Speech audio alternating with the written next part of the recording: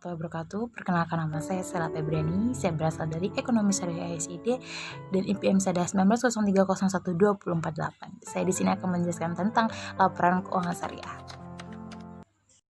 Baik, di sini saya akan menjelaskan tentang yang pertama nih, laporan laba rugi, yaitu ada pendapatan digoreng beban usaha dan pajak.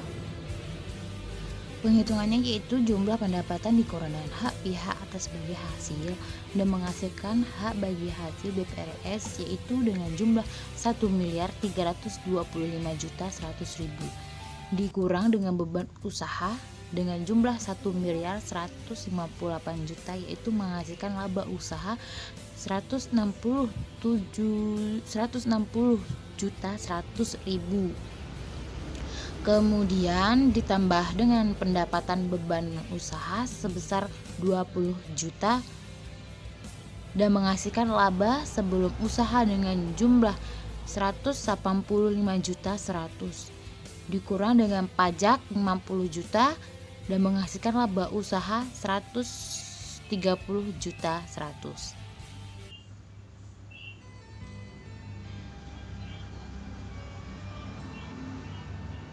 Dan yang kedua yaitu laporan perubahan modal. Yang pertama, kita harus nulis modal. Awal ditulis di pojok kanan dan kita jumlahkan dulu dengan laba ditahan, lalu laba tahun berjalan atau laba usaha yang tadi dengan 130 juta 100 dikurang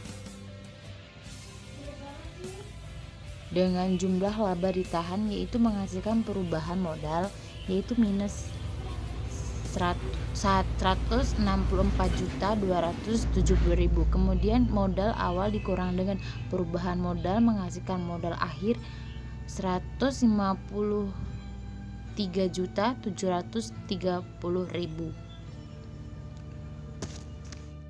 Yang ketiga yaitu posisi keuangan dibagi menjadi dua, yaitu posisi aset dan posisi utang.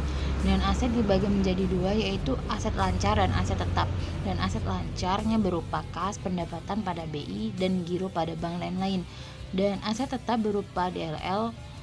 Seluruh aset tetap kita jumlahkan, kemudian kita tambahkan dengan seluruh jumlah aset tetap dan hasilnya 9.340.000.000 ke bank seluruh.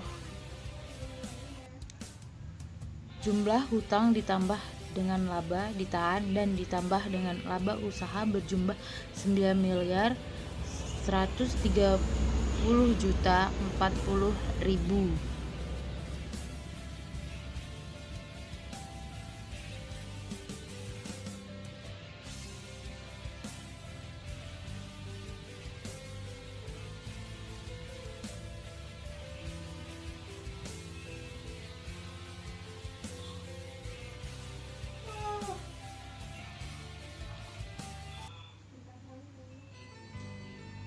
Dan yang keempat yaitu laporan arus kas adalah seluruh laporan arus kas masuk dikurang dengan seluruh arus kas keluar dan arus kas masuk yang berupa dengan pendapatan dan arus kas keluar berupa beban-beban. Arus kas masuk dengan jumlah 983.100.000 dikurang dengan arus kas keluar yaitu 200.254.370.000.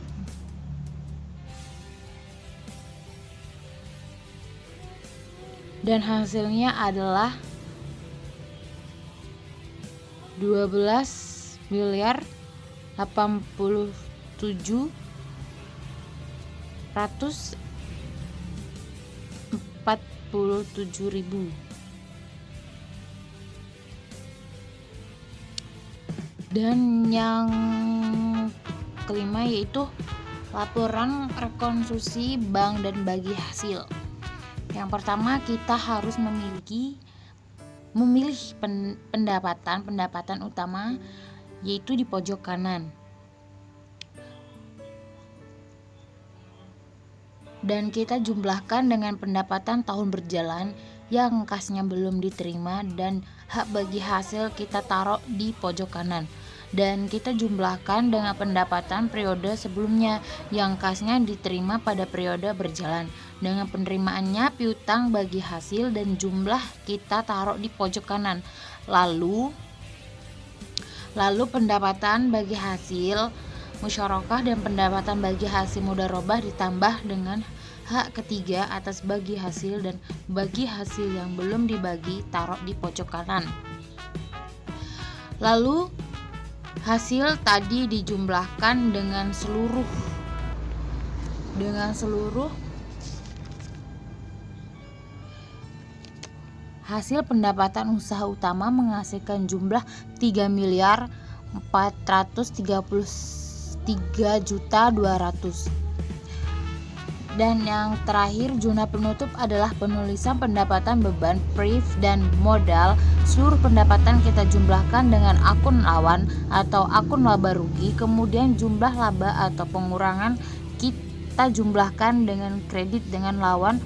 Istilah laba rugi memindahkan modal atau laba usaha yang tadi kita taruh di bagian laba, rugi di bagian debit. Yang terakhir, modal berlawan dengan priv atau laba ditahan dengan jumlahnya, yaitu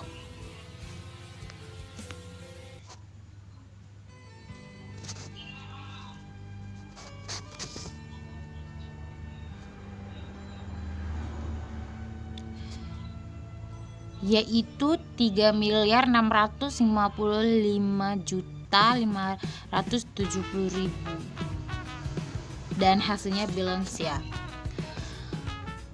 Dan kita tulis di sini ketika berlawanan dengan isi debit dan isi kredit kita kurang, tetapi jika sama-sama debit kita tambahkan. Jadi pendapatan kita kurang dan pendapatan yang ada di jurnal penutup ini yaitu menghasilkan jumlah 9.370.000.000 dan hasilnya balance ya tuh.